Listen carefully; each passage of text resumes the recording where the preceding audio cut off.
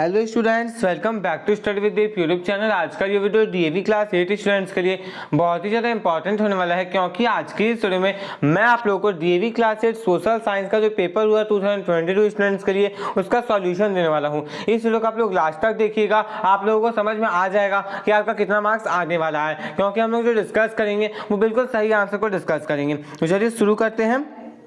देखिए student, section A के questions यहाँ पे शुरू हो गए हैं एंड ये क्वेश्चंस एमसीक्यू टाइप है 1 मार्क के। ओके, तो मैं क्वेश्चन पढ़ूंगा, समझाऊंगा, उसका आंसर बताऊंगा। तो बोला गया विच one of the following option differentiates between A developed country and a developing country. कौन सा जो ऑप्शन है वो बेटरली इस चीज को एक्सप्लेन करता है, डिफरेंशिएट करता है एक डेवलप्ड कंट्री के बीच में एंड एक अंडर डेवलप्ड हो गया फिर डेवलपिंग कंट्री के बीच में। ओके, तो ये जो चीजें होती है स्टूडेंट्स वो होता है टेक्नोलॉजी के बेसिस पर, तो इसका आंसर हो जाएगा C option. Okay, availability of advance technology. Next question दिया गया है which one of the following is the feature of intensive subsistence agriculture. इनमें से कौन सा जो है एक फीचर है इंटेंसिव सब्सिस्टेंस एग्रीकल्चर का। तो इसका आंसर होगा students heavy use of labour is done. वहां पे लेबर का हेवी यूज, बहुत ही बड़े अमाउंट में मैनुअल लेबर का मैनुअली यूज किया जाता है। ओके, अब हम लोग नेक्स्ट बात करें स्टूडेंट्स, तो यहाँ पे देखिए थर्ड में दिया गया है विच of the following states has a low density of population. इनमें से कौन सा जो स्टेट है उसका डेंसिटी ऑफ पॉपुलेशन बहुत लो है। ओके, इंडिया का स्टेट बनाना है, तो इसका आंसर है option number D, that is Arunachal Pradesh. Okay, ये आपका आंसर होना चाहिए स्टूडेंट्स। अभी हम लोग नेक्स्ट बात करें तो आगे के क्वेश्चन को देखते हैं। यहाँ पे देखिए एक मैप दिया गया है आप लोगों को। फोर्थ क्वेश्चन में देखिए दिया गया है look at the given map and choose the states of 2 states having lowest tax ratio from the following options. आप लोगों को लोएस्ट टैक्स रेशियो वाला 2 स्टेट्स यहाँ पे चुनना, मतलब पे चुनना है। तो देखिए स्टूडेंट्स, ये लोग मैप में ध्यान दे, देखिए यहाँ पे पंजाब दिखता है, जो आप लोगों मैं जूम करता हूँ हल्का सा। देखिए यहाँ पे आपको जो पंजाब दिख रहा है इसका है 846। ओके, एंड यहाँ पे जो हरियाणा दिख रहा है इसका 830। तो यही दोनों जो है वो सबसे छोटे राज्य हो, सॉरी सबसे छोटे हो गए आप लोगों के। यहाँ पे सबसे लोएस्ट टैक्स रेशियो का बात यहीं पे किया गया है, तो इसका आंसर जो होना चाहिए स्टूडेंट्स वो होगा आप लोगों का Punjab and Haryana, that is option number ए। अब हम लोग आगे देखते हैं। फिफ्थ क्वेश्चन में देखिए कहा गया है in which language the newspaper Kesari was published. इनमें से कौन सा लैंग्वेज में केसरी जो है न्यूज़पेपर उसे पब्लिश किया गया था। ये किया गया था किसके द्वारा, आप लोग कमेंट करके बताएंगे। एंड किस लैंग्वेज में किया गया था, ये किया गया था मराठी लैंग्वेज में। ओके, इसका आंसर होगा स्टूडेंट्स मराठी लैंग्वेज। तो ठीक कर लीजिए, ऑप्शन नंबर डी इसका सही होगा, मराठी लैंग्वेज। अब आगे देखा जाए, आगे में असर्शन रीजन टाइप क्वेश्चन है और इसका जो आंसर होगा स्टूडेंट्स वो ऑप्शन नंबर ए होगा, क्योंकि इसमें कहा गया कि जो ब्रिटिशर्स थे, ब्रिटिश गवर्नमेंट थे, उन्होंने क्या किया था, बहुत सारे रिफॉर्म्स लाए थे in government of India act के अंदर 1935 में। और ये जो एक्ट्स आए थे, जो रिफॉर्म्स आए थे, वो इंडिया को पैसिफाई करने के लिए, इंडियंस को पैसिफाई करने के लिए थे एंड फ्रीडम स्ट्रगल जो था इंडिया का, इंडियंस का, उसे कम करने के लिए था। तो इसका आंसर होगा स्टूडेंट्स ऑप्शन नंबर ए। इसका आंसर जो है वो बिल्कुल सही होगा, ऑप्शन नंबर ए, क्योंकि ए और आर जो है बिल्कुल दोनों चीजें सही है, दोनों स्टेटमेंट सही है एंड ए जो है वो आर जो है वो ए को करेक्टली एक्सप्लेन भी कर। स्टूडेंट्स क्वेश्चन नंबर 7 में कहा गया है remains of old buildings, artifacts, inscriptions, books and other documents etcetera available for the study of modern period in India, what information do we get from them. देखिए जो remains है old buildings के, artifacts के, inscriptions, books के, उसके साथ साथ कुछ दूसरे प्रकार के डॉक्यूमेंट्स है वो हमारे मॉडर्न पीरियड के बारे में बताते हैं हमें, हम लोग उनसे पढ़ सकते हैं। ओके, तो उस चीज़ों से हम लोगों को किस प्रकार का इंफॉर्मेशन मिलता है, तो इस बात को आप लोग जान लीजिए स्टूडेंट्स कि यहाँ पर मॉडर्न इंडिया की जब बात की गई, मॉडर्न हिस्ट्री की, तो ब्रिटिशर्स के टाइम की बात की गई है मेनली। बट आपको बुक में एंशिएंट और मेडावल पीरियड भी दिया गया है, जैसे कि यहाँ पे लिखा गया है reconstructing the history of ancient and the medieval period. तो मेनली यहाँ पे जो आंसर होना चाहिए स्टूडेंट्स, यहाँ पे किस प्रकार से ब्रिटिश का रूल इंडिया में आया था ये हो सकता है, या फिर आपने मेडिएवल पीरियड और एंशिएंट सिविलाइजेशन वाला किया है। तो मेनली आपका जो सही आंसर होगा वो ऑप्शन नंबर सी होगा। ओके, क्योंकि यहाँ पे मेडिएवल पीरियड के बारे में मेनली बात की गई है। ओके, एंड यहाँ पर हम लोगों को मेडिएवल पीरियड के बारे में अच्छे से पता चल सकता है इन सारी चीज़ों से। हम लोग आगे देखते हैं स्टूडेंट्स। 8 नंबर में कहा गया arrange the following events in chronological order and choose the correct answer from the options given below. देखिए स्टूडेंट्स यहाँ पे आप लोगों को वार्स के बारे में दिया गया, मैं आपको बता दूं आपकी जानकारी के लिए कि French east India company dissolve हुआ था 1770 में और बैटल ऑफ बक्सर हुआ था 1764 में। तो इस बात का बिल्कुल ध्यान रखिएगा, यदि आप थर्ड कार्नेटिक वार के थ्रू जाएंगे ना तो आपका गलत होगा, क्योंकि थर्ड कार्नेटिक वार जो है वो खत्म हो गया था, उसके बाद जो है डिसॉल्व हुआ था फ्रेंच ईस्ट इंडिया कंपनी। इस बात का आप लोग बिल्कुल ध्यान रखिएगा स्टूडेंट्स कि जो थर्ड कार्नेटिक वार था वो 63 में एंड हो गया था, एंड यहाँ पर जो फ्रेंच ईस्ट इंडिया कंपनी वो डिसॉल्व हुआ था 1770 में। तो इस बात का आप बिल्कुल ध्यान रखिएगा। तो सबसे पहले यहाँ पे क्या आएगा, बैटल ऑफ बक्सर कब हुआ था, 1764 में। तो यहाँ पे ऑप्शन नंबर सी जो है वो पहले आएगा, और ऑप्शन नंबर सी जो है वो एक ही ऐसा ऑप्शन है जिसमें पहला आता हुआ दिख रहा है, that is option number 1। Okay, तो इसका आंसर हो जाएगा ऑप्शन नंबर 1। अब हम लोग आगे देखते हैं स्टूडेंट्स, आगे के क्वेश्चंस को। देखिए हमें मैच करना आप लोगों को, तो आप लोग क्या कीजिएगा स्टूडेंट्स, आप लोगों को इसमें सारा नहीं पता, मान लीजिए एक ही पता था, यदि आप ट्रीटी ऑफ लाहौर या फिर ट्रीटी ऑफ मैंगलोर भी जानते तो आप लोग अच्छे से कर पाते। क्योंकि देखिए स्टूडेंट्स, ट्रीटी ऑफ लाहौर जो है इसका हुआ था, इससे क्या हुआ था, इससे हुआ था कि ब्रिटिशर्स जो है वो क्या किए थे, जलंधर दोआब को कैप्चर कर लिए थे, ऑक्यूपाई कर लिए थे। तो डी का 2। एंड जब लोग ऑप्शंस की बात करें तो ऑप्शन में डी का 2 एक ही ऑप्शन में दिखता है, एंड ये आप लोगों को दिखता है ऑप्शन नंबर 4 में। तो इसका आंसर हो जाता है option number 4। Okay, option number 4 is the correct answer of this question. अब आगे देखा जाए स्टूडेंट्स, आगे क्या दिया गया, ये हिंदी में है।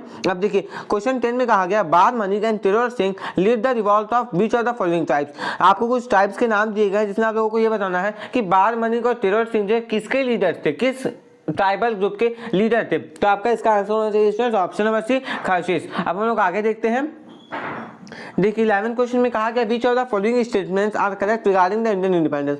इंडियन इंडिपेंडेंस को लेकर के कौन सा स्टेटमेंट जो है वो सही है। तो मैं आपको बता दूं कि पहला ऑप्शन बिल्कुल सही है, दूसरा ऑप्शन भी सही है, बट तीसरा और चौथा गलत है। क्योंकि चौथा इसलिए गलत है क्योंकि ये इंडिपेंडेंस एक्ट था। Okay, independence act. And option number C इसलिए गलत है क्योंकि प्रिंसली स्टेट को ये बात की आज़ादी दी गई थी, इस चीज़ की आज़ादी दी गई थी वो इंडिया में शामिल हो सकते हैं एंड पाकिस्तान में भी शामिल हो सकते हैं, या जो चाहे तो इंडिपेंडेंटली भी रह सकते हैं। ओके, तो यहाँ पे इंडिया ज्वाइन करने के लिए फोर्स बिल्कुल भी नहीं किया गया था। तो इसका आंसर होगा option number A and B. अब हम लोग देख लेते हैं कौन सा ऑप्शन में दिया गया है। तो देखिए ऑप्शन नंबर 1 में दिया गया था A and B are correct, तो इसका आंसर होगा ऑप्शन नंबर 1। अब आगे देखा जाए स्टूडेंट्स, ये रहा 12 क्वेश्चन। इसमें पूछा गया कि विच of the following not an immediate challenge faced by Indian after independence. India के द्वारा कौन सा एक ऐसा इमीडिएट चैलेंज नहीं था जो कि जस्ट आज़ादी के बाद हमें फेस करना पड़ा था, इंडियंस को फेस करना पड़ा था। तो देखिए ब्रिटिशर्स हमें लूट के तो बहुत गए थे, बहुत गंदी तरह से लूटा था उन्होंने हमें। तो पॉवर्टी तो थी, गरीबी बहुत ज़्यादा थी। ओके, जब गरीबी जा रहे थे पॉवर्टी तो हो ही गया। ओके, क्योंकि पॉवर्टी को क्या कहा जाता है, गरीबी,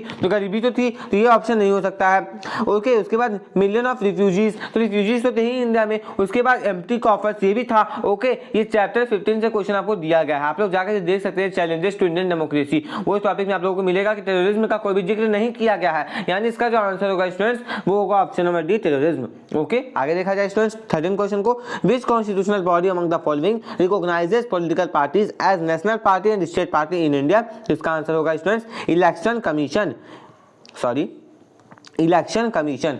अब हम लोग आगे देखते हैं स्टूडेंट्स, आगे क्या दिया गया है, Which of the following statements are correct regarding the purpose of constitution। इनमें से कौन सा स्टेटमेंट जो है कॉन्स्टिट्यूशन के पर्पस के रिगार्डिंग में सही है। तो पहला ऑप्शन देखिए, defines the nature of country's political system, बिल्कुल सही ऑप्शन है ये वाला। उसके बाद guarantees certain rights to majority only, नहीं सिर्फ मेजोरिटी को नहीं माइनॉरिटी भी चीजें मिलती है हमारे देश में। ओके, तो ये ऑप्शन गलत हो गया। उसके बाद lays down rules and regulations, ये सही है। तो option number A and C ही सही है, इसका आंसर हो जाएगा students option number D. Okay, option A और सी ही सही है, जिसका आंसर होगा option number D, sorry option number 4। Okay, अब 15 में देखिए दिया गया है, to respect the sentiments of all religions the government sometimes make certain expectations for a particular community. For example the wearing and carrying of kirpan is included in the Sikh religion, so they are allowed to keep a kirpan with them as a religious symbol. देखिए हम लोग देखते हैं ये जो पंजाबी होते हैं, जो सिख्स होते हैं, उनके पास ये राइट होता है कि वो किरपान रख सकते हैं,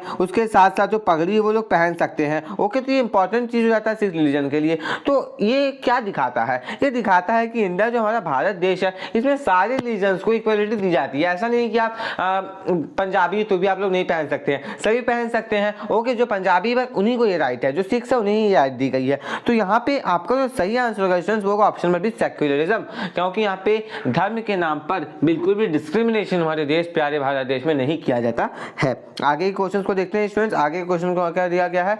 देखिए यहाँ पे क्वेश्चन 16 में कहा गया है, why does the Lok Sabha has more effective control over the union executive. Union executive के ऊपर लोकसभा का ज्यादा कंट्रोल क्यों है। तो इसका आंसर होगा स्टूडेंट्स कि जो लोकसभा है वही सिर्फ नॉन कॉन्फिडेंस का वोट पास कर सकता है। ओके, इस बात का बिल्कुल ध्यान रखिएगा। कुछ स्टूडेंट्स बोलते क्वेश्चन आवर वाला, तो क्वेश्चन वाला सेकंड चीज हो जाएगा। यदि ऑप्शन नहीं रहता ना तो ये वाला हो सकता था, बट नॉन कॉन्फिडेंस का जो पार्ट है ये राज्यसभा में नहीं हो सकता है, जिसके चलते ऑप्शन सही होगा 16 क्वेश्चन के लिए। अब आगे क्वेश्चन को हम लोग डिस्कस करेंगे स्टूडेंट्स। 17 क्वेश्चन देखिए कहा गया है Which one of the following statement is incorrect regarding the passing of money bills in Union Parliament? इनमें से कौन सा स्टेटमेंट इनकरेक्ट है, गलत है, किस चीज को लेकर के? यूनियन पार्लियामेंट में मनी बिल को पास करने को लेकर के। तो इसका सही आंसर होगा students option number A, bill is introduced in either of the house. यानी इस स्टेटमेंट का ये मतलब है कि किसी भी हाउस में बिल को इंट्रोड्यूस किया जा सकता है, बट ये ऑप्शन बिल्कुल गलत है, क्योंकि एक ही जगह हो सकता है, दैट इज लोकसभा। खास करके मनी बिल्स की बात यहाँ पे जब की गई है तो मनी बिल्स सिर्फ और सिर्फ लोकसभा में हो सकते हैं। तो पहला ही ऑप्शन यहाँ पे गलत ऑप्शन दिया गया था आप लोगों को। आप लोग जरूर बताइएगा स्टूडेंट्स कि आप लोगों का कितना मार्क्स आने वाला है, कितने कितने एमसीक्यूज आपके गलत होते जा रहे हैं। क्वेश्चन 18 ने पूछा कि कितने मंथ्स के लिए कोई एक नॉन मेंबर पार्लियामेंट का मिनिस्टर के रूप में रह सकता है काउंसिल ऑफ मिनिस्टर्स। ओके, एक मिनिस्टर रह सकता है काउंसिल ऑफ मिनिस्टर्स में। तो इसका आंसर होगा स्टूडेंट 6 मंथ, 6 महीने के लिए वो ऐसा कर सकता है। उसके बाद इलेक्शन जीतना उसके लिए कंपलसरी हो जाता है। यदि नेक्स्ट कहा गया स्टूडेंट यहाँ पे देखा जाए, विच one of the following is highest revenue court in a district. देखिए डिस्ट्रिक्ट में कौन सा हाईएस्ट रेवेन्यू कोर्ट है, इसका आंसर होगा बोर्ड ऑफ रेवेन्यू। बहुत सारे स्टूडेंट्स कोर्ट्स ऑफ कमिश्नर करके आज मैं आपको बता दूं कि कोर्ट्स ऑफ कमिश्नर जो है बोर्ड ऑफ रेवेन्यू के ही अंदर आता है। इस बात का आप लोगों को बिल्कुल ध्यान होना चाहिए। ओके, अब आगे देखते हैं students 20 question last MCQ question from this section. Okay, क्या दिया गया है, under which power can a high court transfer a case to itself if it requires interpretation of the constitution. तो इसका आंसर होगा स्टूडेंट्स ऑप्शन नंबर से judicial review. Judicial review के तहत ऐसा हो सकता है। ओके, चलिए हम लोग क्वेश्चन आंसर्स को शुरू करते हैं सेक्शन बी में। देखिए पूछा गया why there is a urgent need to use resources judicially, explain any 3 reasons. देखिए बोला गया है कि हम लोग को 3 रीजंस एक्सप्लेन करने हैं यहाँ पर कि हम लोगों को क्यों ये जरूरी है कि हम लोग रिसोर्सेज का बिल्कुल सही वे में, एक जुडिशियस वे में यूज करें, ये आप लोगों को यहाँ पे बताना है। तो देखिए स्टूडेंट्स, इसका सबसे बड़ा रीजन है कि जितना ज्यादा हम रिसोर्सेज को एक्सप्लॉइट करेंगे वो खत्म होते जाएंगे, डिग्रेड होते जाएंगे। ओके, तो हम लोगों को जुडिशियसली यूज करना चाहिए। जब हमारा प्रेजेंट नीड खत्म होगा, यदि हम लोग अभी प्रेजेंट में सारे रिसोर्सेज को खत्म कर देंगे तो आप ही सोचिए कि आने वाला जो जनरेशन है, फ्यूचर जनरेशन, उन्हें क्या मिलेगा। अभी मान लीजिए फॉर एग्जांपल कि आगे आने वाले 10 साल में हम लोग पूरा का पूरा पेट्रोल खत्म कर दें। ओके, फॉर एग्जांपल ऐसा होगा नहीं, बट हम लोग मान लेते हैं ऐसा, तो आने वाला जनरेशन किस पे डिपेंडेंट होगा, सीएनजी पे डिपेंडेंट होगा। मान लीजिए सीएनजी भी खत्म हो जाए तो फिर क्या होगा। तो आप लोग सोचिए कि हम लोग रिसोर्सेज का जुडिशियस वे में यूज नहीं करेंगे तो दिक्कत होगी। इसलिए जरूरी है कि हम लोग जितना ज्यादा कंजर्व कर सके उतना कंजर्व करें। बट हाँ, इस बात का ध्यान रखना चाहिए कि यदि हम लोग अपने हक को मार के ना करें, यानी हमारी जरूरत ना मरे, हम लोग अपनी जरूरत को भी पूरा करें, बस जरूरत से ज्यादा यूज ना करें। ओके, तो ऐसा इसलिए हम लोगों को जरूरी है क्योंकि ज्यादातर रिसोर्सेज लिमिटेड है, सप्लाई में ज्यादा रिसोर्सेज है भी नहीं। एंड जब हम लोग किसी भी देखिए रीजन मैं आपको बता रहा हूँ। पहला रीजन कि रिसोर्सेज लिमिटेड है, दूसरा रीजन कि जब हम किसी वैल्यूएबल रिसोर्स का बहुत ज्यादा यूज करते हैं तो डिग्रेड हो जाता है और उसका क्वालिटी खराब हो जाता है। तीसरा रीजन आप ये दे सकते हैं कि जब हम रिसोर्सेज को जुडिशियसली यूज नहीं करेंगे तो फ्यूचर जनरेशन के लिए रिसोर्सेज नहीं बचेंगे। तो ये जरूरी है कि हम लोग ऑप्टिमम यूटिलाइजेशन करें रिसोर्सेज का। ओके, ये जरूरी है। आप लोग इसे इस प्रकार से लिखे हैं तो आप लोगों का बिल्कुल सही हुआ होगा आंसर। नेक्स्ट क्वेश्चन पूछा गया, in the entire process of development the focus should be on human development, support the statement with 3 suitable arguments. देखिए मैं आपको अच्छे तरीके से एक्सप्लेन कर रहा हूँ, आप लोग अपना आर्गुमेंट्स रखे होंगे वहां पे। देखिए स्टूडेंट्स, डेवलपमेंट के प्रोसेस की बात की जाए तो ह्यूमन रिसोर्स पे से सबसे ज्यादा डेवलपमेंट करना चाहिए या फिर सबसे ज्यादा इन्वेस्टमेंट करना चाहिए। इसलिए जरूरी होता है क्योंकि जितना ज्यादा हमारे सोसाइटी के ह्यूमंस पढ़े लिखे होंगे, जितने ज्यादा वो शिक्षित होंगे, जितना ज्यादा उनका अच्छा होगा हेल्थ, उतना ज्यादा हमें वेल्थ मिलेगा। ओके, इस बात का बिल्कुल ध्यान रखिएगा, जितना ज्यादा अच्छा हेल्थ उतना मिलेगा अच्छा वेल्थ। ओके, मैं ऐसा इसलिए कह रहा हूँ क्योंकि मान लीजिए कोई एक पर्सन है, वो दिन भर बीमार ही रहता है, तो वो मान लीजिए वो एक अच्छे एज ग्रुप का वो कमा खा सकता है। ओके, वो एम्प्लॉयमेंट जनरेशन कर सकता है, ओके, एम्प्लॉयमेंट कर सकता है, काम कर सकता है, हमारे देश की इकोनॉमी को आगे ले सकता है। बट यदि उसका हेल्थ अच्छा नहीं रहेगा, वो दिन भर बीमार पड़ा रहेगा, मान लीजिए दुनिया के सारे या फिर हम लोग बोल सकते हैं कि हमारे आबादी जितना भी देश है, हमारा ये बड़ा भारत देश है, इसके आधे आबादी जो काम कर रहे हैं वो बीमार पड़ जाए, तो सोचिए हमारा इकोनॉमी को कितना बड़ा सेटबैक मिलेगा। तो ये जरूरी होता है स्टूडेंट्स की हेल्थ हो गया, एजुकेशन हो गया, इन सारी चीज़ों में ज़्यादा से ज़्यादा इन्वेस्टमेंट किया जाए, क्योंकि जब इन चीज़ों में इन्वेस्टमेंट किया जाएगा तो हमारे लोग जो है वो शिक्षित होंगे, हमारे लोग स्वस्थ रहेंगे, जिससे कंट्री को, इससे क्या होगा कि कंट्री को ना बहुत ही अच्छा एक बूस्ट मिलेगा अपनी इकोनॉमी को डेवलप करने में। तो इस बात का आप लोग बिल्कुल ध्यान रखिएगा स्टूडेंट्स। ओके, ये बिल्कुल एक अच्छा अपॉर्चुनिटी हो जाता है कि हम लोग अपने हेल्थ में, ह्यूमन रिसोर्सेज के हेल्थ में, एजुकेशन में ज़्यादा से ज़्यादा खर्चा करें, इन्वेस्टमेंट करें, ताकि वो पूरा कॉन्ट्रीब्यूट कर सके, जितना उनका अपना कैपेसिटी है उसे पूरी तरह से वो कॉन्ट्रीब्यूट कर सके एंड सोसाइटी का डेवलपमेंट, कंट्री का डेवलपमेंट जो वो आगे बढ़ा सके। ओके, तो इसके लिए जरूरी है कि आप लोग एम्पावरमेंट दे वुमेन को, उसके साथ साथ वुमेन को भी एजुकेशन दे, मेन को भी एजुकेशन दे। ओके, ये कहा गया है कि एक वुमेन को पढ़ाया जाए, यदि इस चीज को इंक्लूड करते तो आपको ज्यादा मार्क्स मिलता। यदि एक वुमेन को एजुकेट किया जाए, ओके, इसका मतलब होता है कि आप लोग पूरे फैमिली का एजुकेट करते हैं। ओके, क्योंकि देखिए वुमेन क्या करती है कि वो परिवार को संभाल के रखती है, तो यदि वुमेन को ज्यादा से ज्यादा एजुकेट किया जाएगा तो पूरा फैमिली इंटर्न क्या होगा, एजुकेट हो जाएगा। ओके, ये इसका मतलब होता है। अब देखिए नेक्स्ट पूछा गया, land forms of a plain affect distribution of population, support the statement with suitable arguments. देखिए हम लोगों को सुटेबल आर्गुमेंट्स के तहत इस चीजों को क्या करना है, इस स्टेटमेंट को सपोर्ट करना है, इसके बारे में कुछ एक्सप्लेन करना है। देखिए स्टूडेंट्स, मैं आपको बता दूं कि जितना ज़्यादा खराब कंडीशंस, यानी जितना ज़्यादा माउंटेन होगा वहाँ पे ट्रांसपोर्टेशन फैसिलिटीज उतनी अच्छी नहीं होगी, फेवरेबल क्लाइमेट नहीं होगा लोगों के रहने के लिए। ओके, तो लिविंग कंडीशंस वहाँ पे डिफिकल्ट होंगे, जिसके चलते वहाँ पे स्पार्स पॉपुलेशन देखने को मिलेगा, वहाँ ज़्यादा लोग रहना पसंद नहीं करेंगे। वहीं यदि लोग प्लेन एरियाज की बात करते हैं, वहाँ लोग ज़्यादा रहना पसंद करेंगे क्योंकि वहाँ ट्रांसपोर्टेशन अच्छा होगा, रिवर्स नेविगेबल होंगे। तो ये सारी चीज़ें आप लोगों के यहाँ पे मेंशन करनी चाहिए एज एग्जाम्पल। अब हम लोग आगे के क्वेश्चंस को देखते हैं। मैं आपको लिख के नहीं दिखा रहा हूँ, मैं आपको समझा रहा हूँ, आप लोग ध्यान कीजिएगा कि आप लोगों ने ऐसा लिखा है या नहीं। यदि आपने इन सारी चीज़ों को इंक्लूड किया है तो आपको फुल का फुल मार्क्स मिल जाएगा, कोई आपके मार्क्स को छू भी नहीं पाएगा। ओके, 23rd क्वेश्चन में कहा गया है कि आप लोगों को हर एक, यानी थर्ड 3 एंग्लो मराठा सवाल हुए थे, उन तीनों के आप लोगों को कॉन्सिक्वेंसेज बताने हैं एंड एक कॉन्सिक्वेंस बताना, ज़्यादा नहीं बताना है, एक ही कॉन्सिक्वेंस आपको सारे के बताने हैं। पहले फर्स्ट एंग्लो मराठावाद, फिर सेकंड एंग्लो मराठावाद, उसके बाद लास्ट में थर्ड एंग्लो मराठावाद, इन तीनों के बारे में आप लोगों को बताना है। तो फर्स्ट एंग्लो मराठावाद की बात करें तो इसमें क्या हुआ था स्टूडेंट्स, ट्रीटी ऑफ सलबाई पास हुआ था, उसके बाद या फिर साइन हुआ था हम लोग बोल सकते हैं, एंड ब्रिटिशर्स को ये मिला था कि वो मराठास के साथ 20 साल तक पीस ट्रीटी साइन करके रखेंगे। नेक्स्ट यदि हम लोग बात करें स्टूडेंट्स, तो नेक्स्ट क्या हुआ था, नेक्स्ट जो हुआ था स्टूडेंट्स वो ये हुआ था कि सेकेंड एंग्लो मराठावाद में कि ब्रिटिशर्स को या फिर हम बोल सकते हैं ब्रिटिशर्स ने भोसले और सिंधियास को बहुत ज़्यादा फोर्स किया था कि वो ब्रिटिशर्स के साथ ट्रीटी को साइन करे, एंड एक बड़ा टेरिटरी उनका गया था ब्रिटिशर्स के हाथ में। ये सेकेंड आपका एंग्लो मराठावाद का कॉन्सिक्वेंस था।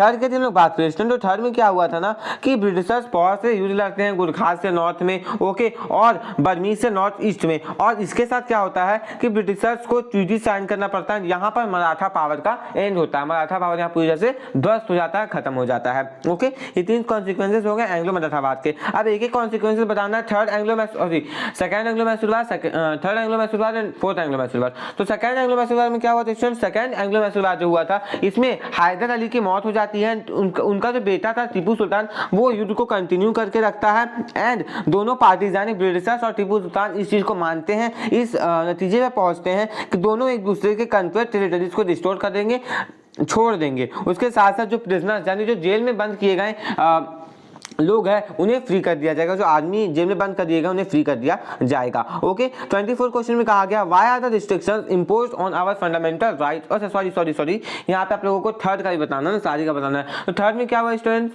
थर्ड में हुआ कि टीपू सुल्तान के 2 बेटों को सीधा ले गया गया वार हॉस्टेज के रूप में। ओके, उसके साथ साथ हाफ ऑफ इट्स टेरिटरी यानी मैसूर का हाफ ऑफ इट्स टेरिटरी किसके हाथ में गया, ब्रिटिशर्स के हाथ में। एंड कौन सा ट्रीटी पास हुआ था या फिर साइन हुआ था आप लोग कमेंट बॉक्स में कमेंट करके बताएंगे स्टूडेंट्स। एंड यदि हम लोग नेक्स्ट बात करें फोर्थ एंग्लो मैसूरवाद की, तो फोर्थ एंग्लो मैसूरवाद जो है वो इंडियन प्रिंस को दे दिया गया था, जो कि वुडियार डिनेस्टी से क्या करते थे, बिलोंग करते थे। ओके, कब तक रहा उनके पास, 1947 तक रहा था उनके पास। ओके, ज्यादातर जो पार्ट थे वो एनेक्स कर लिए गए थे निजाम के द्वारा, मराठास के द्वारा, ब्रिटिशर्स के द्वारा, एंड टीपू सुल्तान की भी में मौत हो जाती है। ओके, अब हम लोग नेक्स्ट बात करें तो 24 क्वेश्चन में कहा गया why are the restrictions imposed on our fundamental rights, analyze any 2 reasons। देखिए बोला जा रहा है कि हमें जो फंडामेंटल राइट्स दिए गए हैं इस पर क्यों हमें रिस्ट्रिक्शंस दिए भी जाते हैं। हम लोगों को जब राइट्स है इन सारी चीजों को प्रैक्टिस करने का, तो रिस्ट्रिक्शंस किस बात पे है, ओके, रिस्ट्रिक्शंस फिर क्यों दिया जाता है, इसका आप लोगों को रीजन बताना है। देखिए स्टूडेंट्स, हम लोग यदि बात करें तो ऐसा नहीं है कि हम लोग को राइट दिया गया तो उनका गलत उपयोग करें। अब फ्रीडम ऑफ स्पीच है, मान लीजिए फ्रीडम ऑफ स्पीच है ये है बिल्कुल है, तो फ्रीडम ऑफ स्पीच का ये मतलब नहीं कि आप किसी को गाली गाली देने लगेंगे। ओके, आप बोलने का आपको पूरा अधिकार है, बट ये अधिकार नहीं कि आप किसी को बेमतलब का गाली देने लगेंगे। तो इन सारी चीज़ों को ध्यान में रखा जाता है, इसलिए रिस्ट्रिक्शंस लगाए जाते हैं। ओके, रिस्ट्रिक्शंस और लिमिटेशंस जो है वो इसलिए लगाए जाते हैं ताकि पब्लिक ऑर्डर को मेंटेन किया जा सके, लोगों का जो मोरल है उसे अच्छे तरीके से कंटिन्यू किया जा सके और इंडिया का सॉवरेनिटी और जो इंटीग्रिटी है उसको आगे लंबे समय तक कंटिन्यू किया जा सके। फॉर एग्जांपल यदि हम लोग नेक्स्ट बात करें स्टूडेंट्स, आप लोगों को 2 रीजन देने से आप लोग ये दे सकते हैं कि यदि हम लोगों को कोई इंफेक्शियस डिजीज प्रिवेंट करना है तो हम लोगों को उस आदमी का फ्री मूवमेंट रोकना होगा। आप लोगों ने कोरोना के टाइम पीरियड में देखा होगा कि आइसोलेशन, यदि कोई कोरोना से पीड़ित हो जाता है, उसे कोई मिलने नहीं जाता है, वो फ्रीली मूव नहीं कर सकता है, तो रिस्ट्रिक्शंस क्यों लगाए गए थे? ताकि एक आदमी से दूसरे आदमी में वो नहीं फैली बीमारी कोरोना। ओके, सीधा एग्जांपल आप ले सकते थे इसमें, आप लोग ऐसे लिख सकते थे कि रिस्ट्रिक्शंस इसलिए लगाए जाते हैं। एक रीजन आप और दे सकते थे कि यदि हम लोगों के पास कोई एसेंशियल क्वालिफिकेशंस नहीं है, मान लीजिए डॉक्टर है, लॉयर है, उनके पास कोई एसेंशियल क्वालिफिकेशंस नहीं है, वो क्वालिफाई किए ही नहीं है, उनके पास डिग्री नहीं है, वो कैसे उस चीज़ को प्रैक्टिस कर सकते हैं? ओके, यदि हम लोग freedom to practise any profession की बात करें तो ऐसा नहीं है कि आप लोग स्मगलिंग करने लग जाए, या फिर कोई स्टूडेंट कोई बच्चा या फिर कोई हम लोग बोल सकते हैं कि दूसरे को परेशान करने लगे, गाली गलौज करने लगे। ओके, तो फ्रीडम ऑफ स्पीच का ये मिलना बिल्कुल भी नहीं होता है। आप लोग कुछ फ्रीडम ऑफ स्पीच है, आप बोल सकते हैं, लिख सकते हैं, इसका मतलब ये नहीं है आप लोग जो चाहे, कोई बच्चा या फिर कोई आदमी, ग्रोन अप आदमी जो चाहे वो लिख सकता है। ओके, उसे ऐसा नहीं करना है। इन सारी चीज़ों के लिए रिस्ट्रिक्शंस लगाए गए हैं। यदि कोई चीज़ पब्लिक पीस को, हार्मोनी को डिसइंटीग्रेट करती है, वायलेंस फैलाती है, तो इस चीज़ को बिल्कुल भी अलाउ नहीं किया जाता है। इस बात का आप लोगों को बिल्कुल ध्यान में होना चाहिए। ओके, अब यहाँ पे बोला गया इम्पार्शियल और religion has been guaranteed in our constitution in several places, support the statement with 3 examples. देखिए, बोला जा रहा है कि यहाँ पे हम लोगों के देश में बहुत सारे रिलीजन्स है। हमारे देश में सभी रिलीजन्स को लगभग सारे चीज़ें प्रोवाइड करवाई गई हैं। ओके, ऐसा नहीं है कि हमारे देश में किसी भी चीज़ को लेकर के किसी भी रिलीजन को लेकर के हेट फैलाया जाता है, ऐसी चीज़ें बिल्कुल भी हमारे कंट्री में नहीं होती है। तो इसके आप लोगों को एक्सप्लेनेशंस एग्जांपल के तौर पे देने हैं कि आप लोग कैसे इस चीज़ को एक्सप्लेन कर सकते हैं, स्टेटमेंट्स देने हैं। ओके, सॉरी, आप लोगों को एग्जांपल्स देना है इस स्टेटमेंट को सपोर्ट करने के लिए। तो देखिए स्टूडेंट्स, यदि लोग बात करें तो सबसे पहला एग्जांपल आप लोग दे देते थे सिक्स का। ओके, वो कृपान रख सकते हैं सिक्स रिलीजन में, उसके साथ साथ वो रिलीजियस सिंबल के रूप में क्या रख सकते हैं? वो पगड़ी पहन सकते हैं। ओके, कृपान रख सकते हैं, पगड़ी पहन सकते हैं रिलीजियस सिंबल के रूप में। ओके, तो सिक्स को ये चीज़ का अलाउ किया गया है कि स्कूल में भी जा सकते हैं, यदि वो गाड़ी चला रहे तो हेलमेट नहीं पहनेंगे, यदि वो पगड़ी पहन चुके हैं तो। इन सारी चीज़ों के बारे में आप लोगों को लिखना था इस क्वेश्चन में। ओके, और नेक्स्ट बात करें स्टूडेंट्स, तो आप लोग ये जानते हैं कि पहले अनटचेबिलिटी का जो प्रैक्टिस होता था कि अपर कास्ट, लोअर कास्ट, तो इन सारी चीज़ों को भी हटाया गया। इससे क्या हुआ कि लोग आसपास में मिलने जुलने लगे। ओके, तो इन सारी चीज़ों को यहाँ पे जब हटाया गया तो लोगों के बीच में जो हम लोग बोल सकते हैं कि एक मतभेद था वो हटा। ओके, लोग डिफरेंट रिलीजन्स के लोग आपस में आकर के मिले। अब जैसे मान लीजिए फॉर एग्जांपल एक रूम में कोई बैठा हुआ है, तब तो ऐसा नहीं हो सकता कि लोअर कास्ट का इसे भगाओ इस रूम से, ऐसा तो होता नहीं, पहले होता था। जैसे BR अम्बेडकर की हम लोग बात करें तो उन्हें पढ़ने भी नहीं दिया जाता था, सभी लोग बेंच में बैठते थे, तो वो जमीन में सबसे कोने में, और क्लास में घुसने भी नहीं दिया जाता उन्हें। तो सोचिए कितना वर्स्ट कंडीशन था पहले इंडिया का। बट अब तो वैसा नहीं होता, अब कोई कैसा भी हो, SC ST कुछ भी हो, उन्हें बिल्कुल एक सही राइट मिलता है कि हाँ आप बैठ सकते हैं, इस रूम में पढ़ सकते हैं। इस बात का आप लोग बिल्कुल ध्यान रखिएगा।